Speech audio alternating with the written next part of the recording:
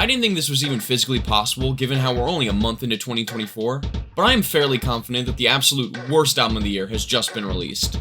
And that of course is the one, the only, Penith, the Dave soundtrack by one Dave Burd, aka Lil Dicky. Now first things first, no hate towards Lil Dicky himself. From everything I've seen of him, he seems like a nice enough guy. I'm a nice guy. And hell, a lot of people even say that the show this record is the soundtrack for is pretty great, although I haven't personally watched it. But musically speaking, my god, he has made some of the most derivative, unfunny, and frankly terrible music I've ever heard. And this new album is certainly no exception. I'm gonna be breaking down all 22 songs on this record, so without further ado, let's dive into the worst album of 2024, starting with... Now, despite me hyping up this record to be complete garbage in the intro, in a pretty anticlimactic fashion, the best word I can use to describe brand new is just nothing. It starts with about 20 seconds of ambient synths before transitioning into this simultaneously boring and annoying sounding trap beat, with Dicky laying out his extremely minimal verse on top of it. It sounds pretty bad overall, but at just over 1 minute, it thankfully ends pretty quickly. Like I said, it's just a whole bunch of nothing as an intro. Don't worry though, it'll get a lot worse. I bet I shock them when I drop. I know they probably think I'm washed. I'm kettle cooking. Alright, first real track of the album now, and 10 seconds in, this sounds like a Drake ripoff. Especially in the beat, like that vocal sample that makes up the main melody is just so formulaic of Drake's introspective style.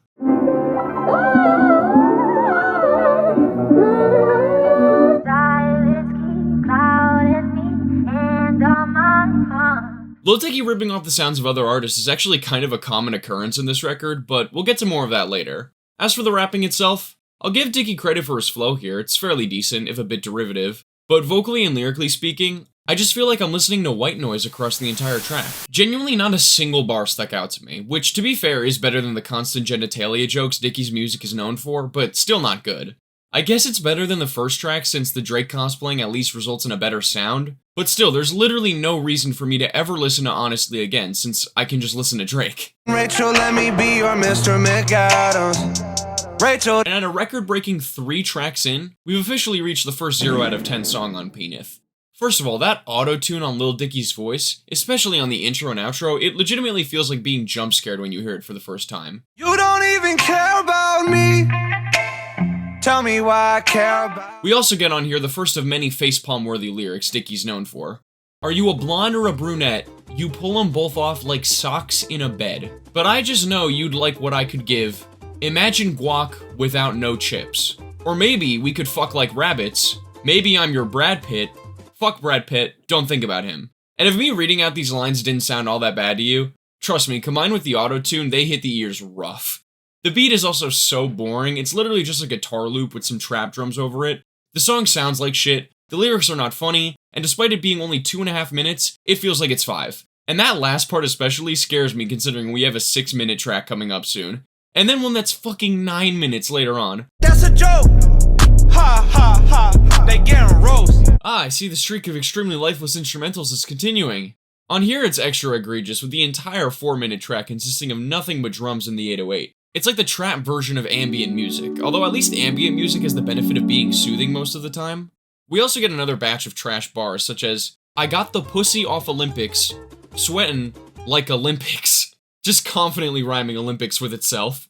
There's also, they peanut butter jealous, I'm on her like Nutella. And then of course we have the gem, make the kids dance, women lick my anus. Like, I don't want to hear about women licking your anus, man. Also, real quick, shout out to the person who annotated this bar on Genius and called it a, quote, unreal bar by Lil Dicky, when it's literally just a worse version of that one line on Killshot. Pot. But despite all of the negatives I mentioned, this is actually my favorite track so far, mainly because of the flows. To the point where a lot of parts in Dicky's verse are actually fairly listenable if you ignore the lyrics. Punchline of everything, so buckle up cause this a long ride like a limousine, my girl like... It's still not a good song overall, but pretty big improvement from the abomination that was Mr. McAdams. But maybe we could take a chance tonight, maybe we... Speaking of Mr. McAdams, to me Ali's song comes across as a slightly less bad version of it.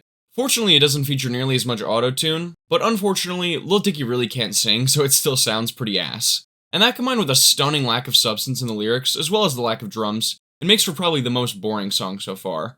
It's tough because when Dicky tries to display a level of personality in his songs, it usually ends up with horrible lyricism due to the abundance of childish humor in the bars. But when he doesn't do that, his writing just comes off as extremely dime a dozen. Like, look at this section of lines here. What is he even trying to say with this? Really, the biggest standout of the song is the hoot hoot ad-lib in the chorus. That part is legitimately funnier than any bar I've heard on the record so far, even though I don't think it was trying to be. And I miss you, Ollie. Hoot hoot. Anyways, it's time to get into that 6-minute track I was talking about before, so, wish me luck. Damn, I saw Britney for the first time. I was in a trance. Who the hell is this? And in a shocking twist of fate, this 6-minute track on the record that I was hyping up to be the worst song so far is actually my favorite on the entire thing, and probably the only song on Penith that I would consider more meh than straight up bad. The whole track sees Lil Dicky telling us the story of his first crush as a teenager in a pretty shameless imitation of Wet Dreams by J. Cole. But despite the copying, I think Dicky actually does a pretty good job of keeping his story investing across the track's runtime, and the humor is a lot more tolerable since a lot less of it relies on potty jokes. Now don't get me wrong, there is still some trash in here. I could have gone my entire life without hearing Lil Dicky rapping about jerking off to his crush after playing the nervous game with her, and got my first handjob in a park, really came out the mud, might just be the worst bar I've heard across this entire album so far. But thankfully those are just outliers to what's overall a surprisingly charming story. I'm still probably never gonna listen to this song again since Wet Dreams exists, but I did at least slightly enjoy my time with this one, something I cannot say for any other track. I just got left at her. She was my best and worst. Come and collect your With a song named like that and knowing Lil Dicky is behind it, I was pretty worried about what we'd be getting next. But Burst kinda just ended up being yet another giant bunch of nothing. I will say the mellow synths that make up the melody of the beat sound more average than anything, which is really all I can ask for at this point.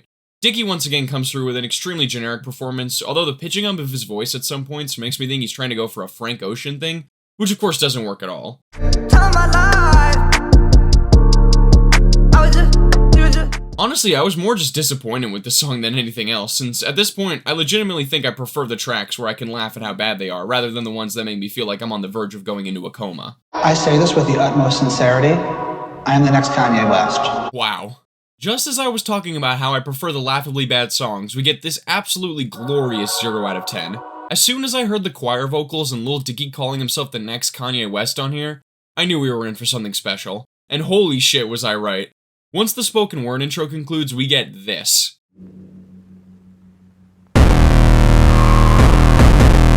Yep, this man literally made Yeezus, but dog shit.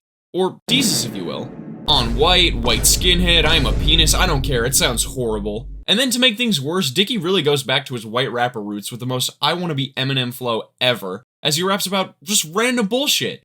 But now here's where things get tough again, since with the Kanye reference in the beginning, as well as the track title making a pretty obvious allusion to Christianity, it leads me to assume that Lil Dicky is at least somewhat in on the joke. But I really can't tell if the music sounding this bad is also meant to be a part of it. Like, the distorted bass hits that I played before have to be parody. But even when those stop and the regular beat kicks in, it still sucks. Joke or not, this is definitely another one of the worst tracks on here. And can you believe it? We aren't even halfway done with the album. I love myself. I love my will.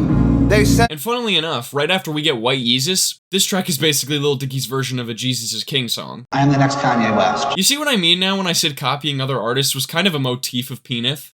The track is just so boring again. I'm actually running out of new things to say with these songs. I mean, the gospel choir that the track utilizes does sound pretty good, but it really only highlights Lil Dicky's inability to keep a listener invested with his rapping. Like, take a look at the verse on here. Nothing Dicky says sticks with me at all because his delivery is just so milquetoast. It's definitely not the worst track on here, not by a long shot, but I Love Myself just might be the most agonizingly lifeless song so far. Kareem Abdul-Jabbar. I can't believe I'm actually saying this, but Kareem Abdul-Jabbar just comes off as a worse version of HAHAHA. Like, I might have to up my rating of that track after hearing this one, since at least Dicky actually flows well on it. Here we just get another beat consisting of nothing but drums and 808s, but the slower tempo of it makes it feel even more lifeless. The hook is also terrible, with Dicky once again coming through with that AI-generated flow and basic-ass basketball player reference, and he has the audacity to say, "These hooks got me scoring," as the double entendre, when the hook on here is the musical equivalent of airballing a layup. Also, tell me why he ad-libbed the word bar after these lines in the first verse. These are not nearly good enough lyrics to warrant that ad-lib. And then of course you have the second verse where Dicky waxes lyrical about his dick and jerking off. Again. And also he says he might be autistic for some reason. Overall, it's yet another nothing burger of a track. Let's just move on. I'm a child, but I'm getting older. Now, I will give this to Going Gray. It actually does have some semblance of a concept within the lyrics, with it being about Lil Dicky having to come to terms with getting older throughout the years. It's nothing all that interesting, but coming after the last two tracks, it's a much needed breath of fresh air. But even still, the sound of this one is just so mind-numbing, being basically nothing but Dicky singing over some slow guitar strums. Is it listenable? Well, yeah, I guess, but like I said, at this point I'd rather have the songs be laughably bad so I can at least get some form of entertainment from them. I will say though, I do like the line in the hook where he says, "I'm a child, but I'm getting older," since despite being 35 years old, Dicky does really seem to write jokes from the perspective of a child, so at least he's self-aware about it, I guess. I met a girl.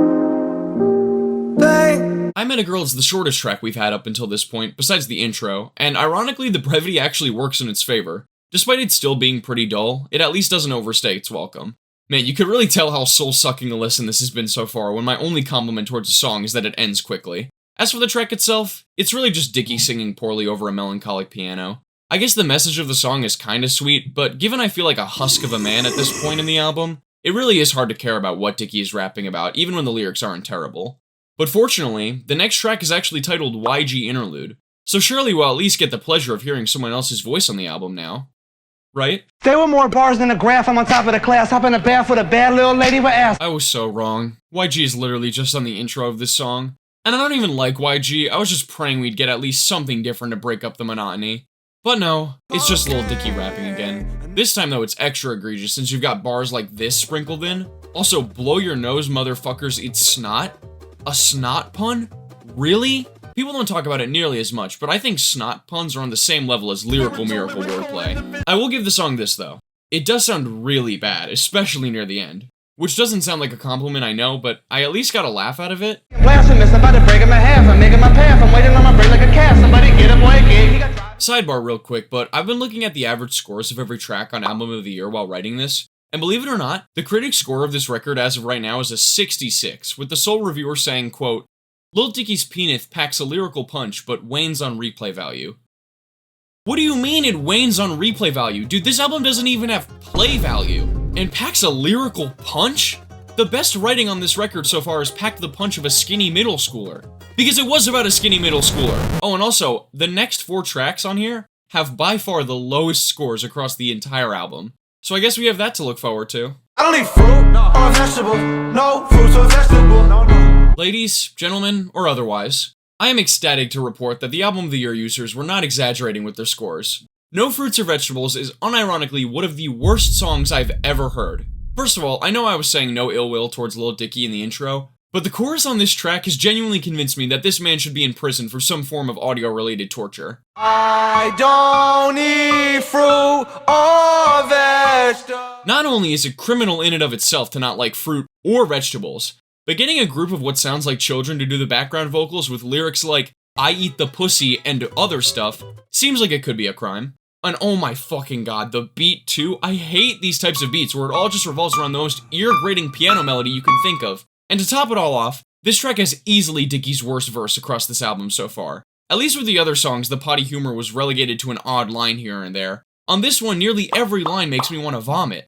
I could go on, but I'll spare you more of the details by simply saying, I am genuinely considering giving this track a -1 out of 10. Or at least bumping up every other 0 on the record to a 1, since No Fruits or Vegetables, in my opinion, is a pure, absolute 0 out of 10 song. And with the next 3 songs having about the same score on Album of the Year, I can only imagine what horrors await us after this. I'm drunk, I'm real. Okay, so No Fruits or Vegetables chorus, like I said. Criminal. Disgusting. I'd rather listen to Power Tools for 3 straight days. The chorus on here is somehow even worse. And before anyone says, oh, he's purposely trying to sing in a drunken manner because of the name of the song, does that make it sound any less awful? No! Now, credit where credit is due. This track overall isn't nearly as atrocious as the one before it, despite me still confidently calling it a 0. It is less torturously long, and the instrumental isn't nearly as agonizing to listen to. But hearing Lil Dicky rap about being insanely drunk just isn't funny. Like, this song actually makes me feel kind of bad, even though it's most likely not real. But I can only complain so much, cause at least we're getting tracks with something to talk about now. I'm actually kinda hyped up now, like, let's see what monstrosity is coming up next. Hey, good morning, baby. You need some Java, baby. We are so back. This song is fucking terrible, and I could not be happier. I am not exaggerating when I say that Morning After makes No Fruits or Vegetables seem like a fucking banger in comparison. This entire song is 3 torturous minutes of Lil Dicky rapping about having sex with a woman and going into stomach-churning detail with nearly every line. I'll just show a bunch of them on screen since I really don't even want to say half of these. But even besides the insanely explicit ones, there's stuff like spooning me like I was soup, want me to be dirty like a goose? Are geese dirty? I mean, they carry diseases, but I've never heard of geese being more dirty than other animals. And also, for some reason on this song, Dicky exclusively refers to his partner's genitalia as a bussy, which is not only stupid since bussy literally means boy pussy, and he's already said pussy in half the other songs of this album, so why did he change it? And then for the cherry on top of this shit sundae, the outro features maybe the worst singing I've heard Dicky muster. Like the falsetto on here.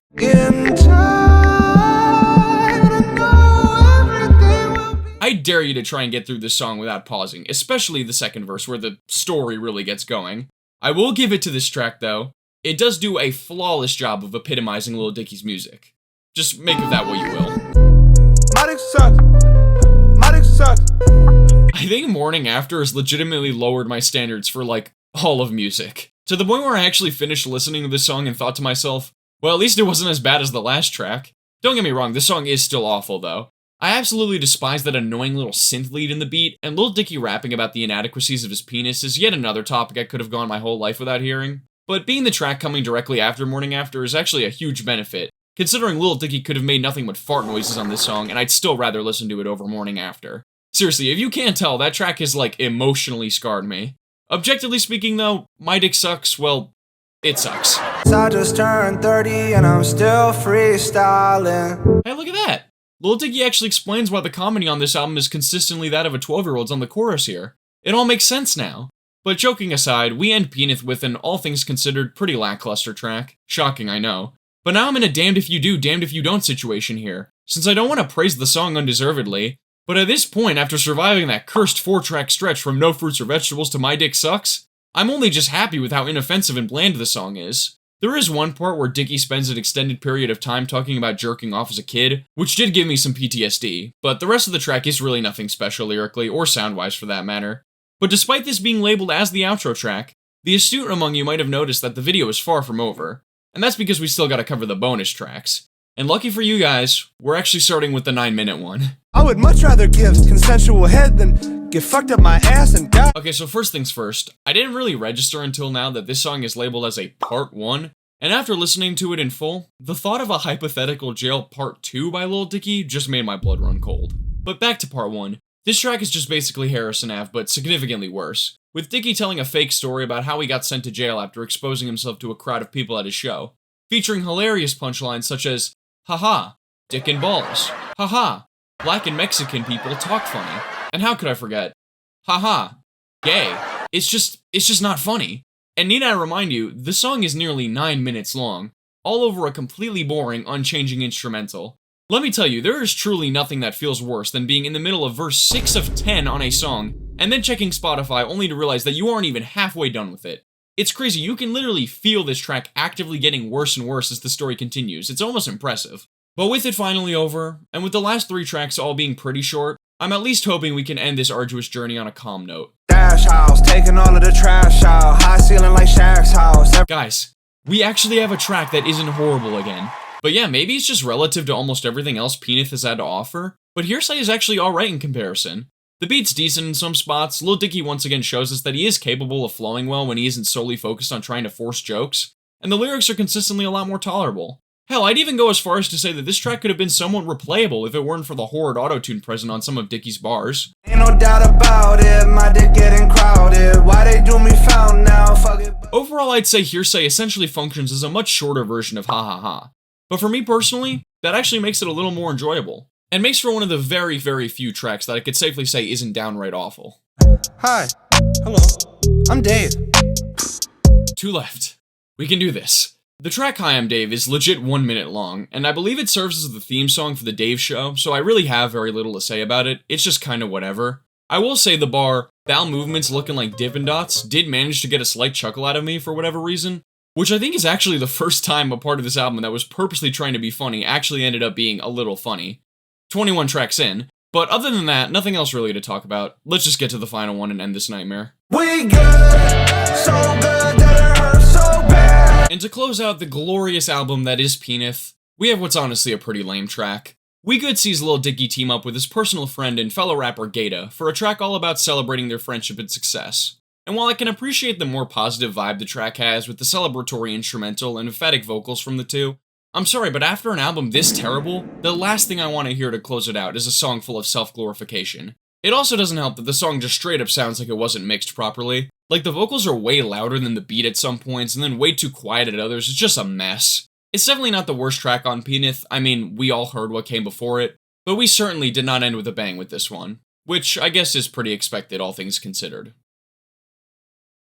So now that we have finally finished off Lil Dicky's Penith, what do I have to say about it overall? Well, I hate to disappoint any of you, but after thinking about it for some time, I truly feel like I've said everything that needs to be said about this record, so I'll just leave you with this. Not funny, didn't laugh.